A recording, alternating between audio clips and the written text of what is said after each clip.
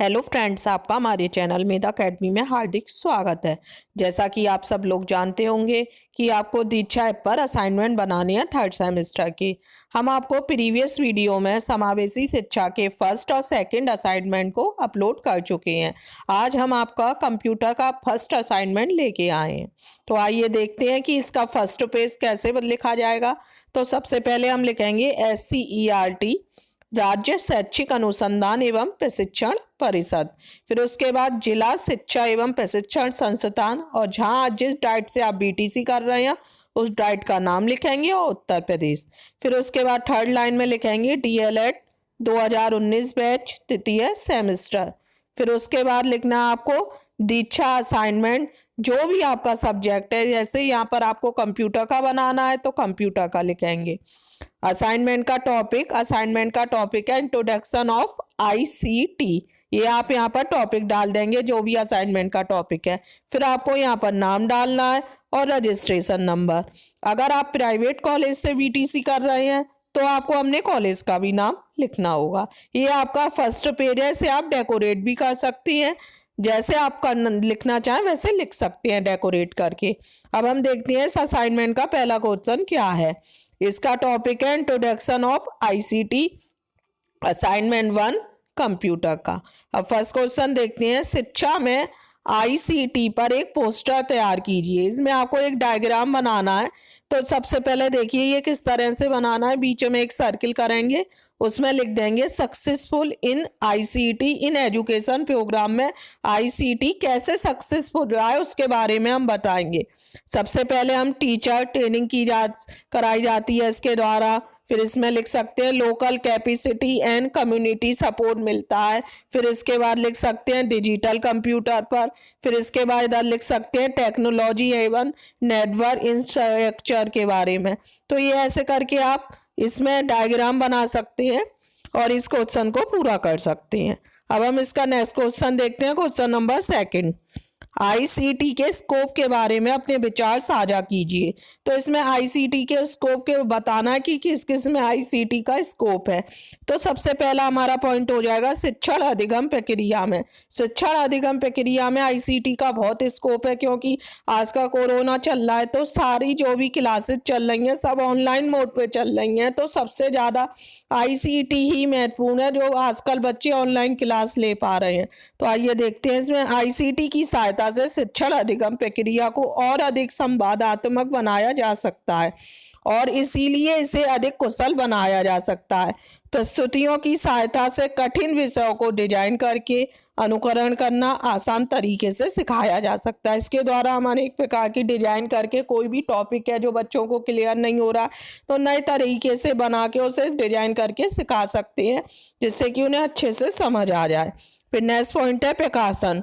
Note तथा अन्य महत्वपूर्ण दस्तावेजों को डिजिटल रूप दिया जा सकता है और इसलिए आसानी से प्रेषित भी किया जा सकता है। पुस्तकों को आसानी से E-पुस्तकों में भी परिवर्तित किया जा सकता है। अब इसका थर्ड पॉइंट है मूल्यांकन। विभिन्न सॉफ्टवेयर की मदद से ऑनलाइन टेस्ट आसानी से किए जा सकते हैं और प्रगति रिपोर्ट और प्रतिक्रिया तुरंत प्राप्त की जा सकती है। आजकल गूगल फॉर्मेट पर एग्जाम दिए जा रहे हैं, वो सब इसी ICT के द्वारा ही किए जा रहे हैं। उससे हम तुरंत अपना रिपोर्ट कार्ड भी देख सकते हैं कि कितने हमने रिपोर्ट कार्ड में नंबर गेन किए हैं, प्रतिक्रिया तुरंत मिल जाती है। तो ये सब किसके द्वारा हो रहा है? ICT के द्वारा। नेक्स्ट पॉइंट है हमारा 4 पॉइंट रिसर्च। विभिन्न सर्च इंजन और कई वेबसाइट की मदद से रिसर्च करना आसान हो गया है। इसके अलावा इंटरनेट की मदद से एक व्यक्ति दुनिया के किसी भी पुस्तकालय तक पहुंच सकता है। कोई भी चीज़ हमें नहीं मिल रही है तो हम तुरंत नेट पर सर्च करते हैं, इंटरनेट पर वो हमें तुरंत उपलब्ध हो जाती है। तो ये सब किसके द्वारा हो रहा है? ICT के द्वारा ही हो रहा है। नेक्स्ट पॉइंट है प्रशासन, 5th एंड लास्ट पॉइंट।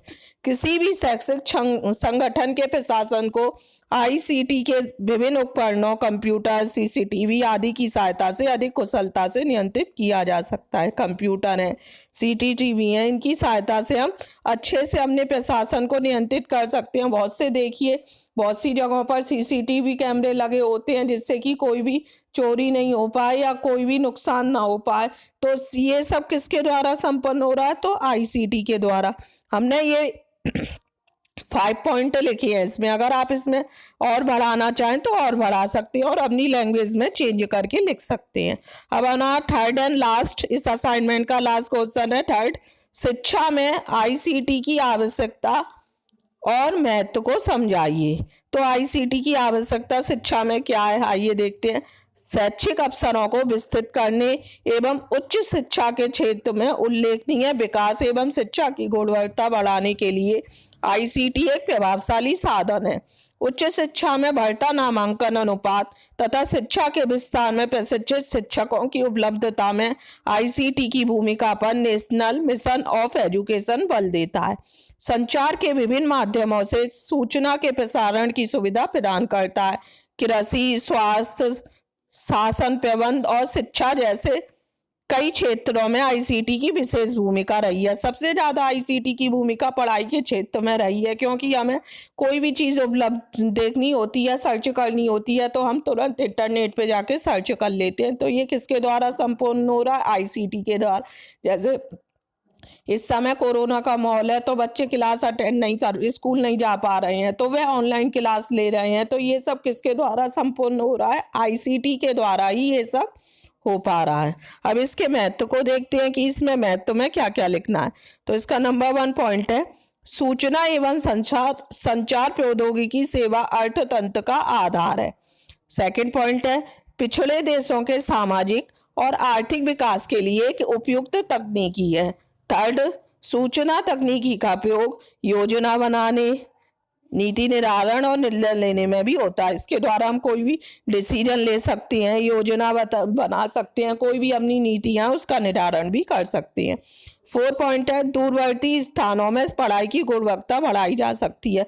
बहुत से जहाँ पर ठीक प्रकार से मॉल उपलब्ध नहीं है, संसाधन उपलब्ध नहीं है, तो दूरवर्ती स्थानों में भी आईसीटी के द्वारा हम बच्चों को शिक्षित कर सकते हैं। बहुत सी जगह ना शिक्षा के साधन उपलब्ध नहीं है, वहाँ पर भी ये अनेक प्रकार से लाभदायक सिद्ध हुई है। नेक्स्ट है 5, उस शिक्षा संस्थानों में अधिक पारदर्शिता प्रणाली लाने में उनकी प्रक्रियाओं और अनुपालन मानदंडों को मजबूती मिलती है। नेक्स्ट है, इंटरनेट तथा अन्य माध्यमों द्वारा पाठ्यक्रम विस्तार के साथ दूरस्थ शिक्षा सुविधाजनक बना दी गई है। दूरस्थ शिक्षा मतलब डिस्टेंस एजुकेशन, जैसे हम घर पे बैठकर आसानी से आजकल पढ़ाई कर पा रहे हैं, तो ये सब किसके द्वारा हो रहा है, आईसीटी के द्वारा। आईसीटी बहुत ही आज के माहौल को देखते हुए बहुत ही उपयोगी सिद्ध हो रही है।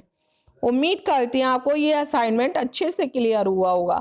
आप इस असाइनमेंट को थोड़ा सा अपनी लैंग्वेज में चेंज करके लिखना, एज इट इज़ नहीं लिखना है। अगर आपको हमारा वीडियो पसंद आया तो प्लीज़ वीडियो को लाइक कीजिए, अपने फ्रेंड्स में अधिक से अधिक शेयर कीजिए, जिससे कि वो इस वीडियो के माध्यम से अपने असाइनमेंट को आसानी से पूरा कर सकें। इसी टाइप की और असाइनमेंट देखने के लिए हमारे चैनल को सब्सक्राइब कीजिए। Thank you.